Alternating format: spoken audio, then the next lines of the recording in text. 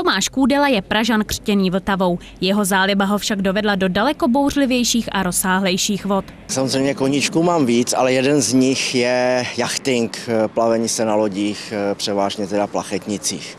A dostal jsem se k tomu díky nějaké velké touze, která ve mně byla před 15 lety. Tomáš vyráží na letní plavby s koupáním a šnorchlováním. To pravé dobrodružství si ale užívá na expedičních plavbách, které jsou dlouhé, kdy se překonává nějaká větší vzdálenost.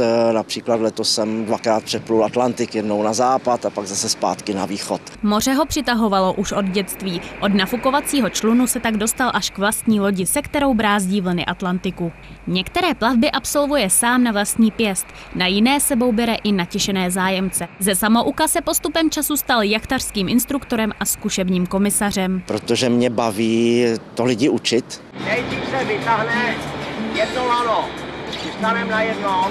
Takže může si to dát jako svoji i třeba první plavbu životní, s tím, že ho naučím, jak se ta loď ovládá. A když ho to baví víc, tak si může udělat vlastně i praktický kurz u mě na lodi. Tomáš tráví na oceánu 1/3 roku. Jachta je jeho druhým domovem a plavba je kontrastem k jeho běžné práci. Zájemci se na expedici mohou naučit daleko víc než jen ovládání lodi. Tomáš se snaží, aby zážitek z plavby u účastníků přetrval. Ukázat jim v tom životě, že ještě něco za tím, co žili tady v tom běžném, bych řekl všedním životě, a to moře je i některé po delší plavbě změní. Aspoň mi to tak potom řekli, že mnohé své problémy po návratu z dlouhé přeplavby už tady řeší jinak a jinak vnímají. Je to svět, kde lidé zapomenou na své běžné starosti a v dnešní době tolik využívané telefony a sociální sítě. Na tom oceánu není žádný mobilní signál, takže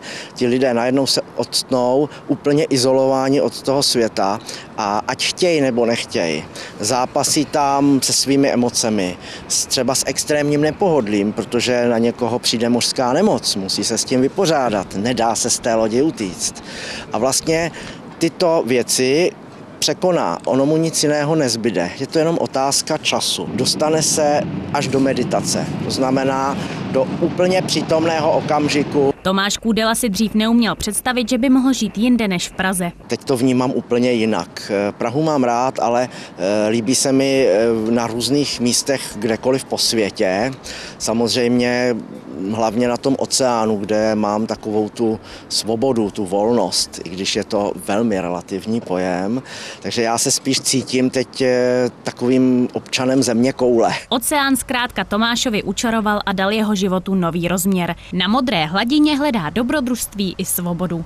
Barbora Měkotová, televize Praha.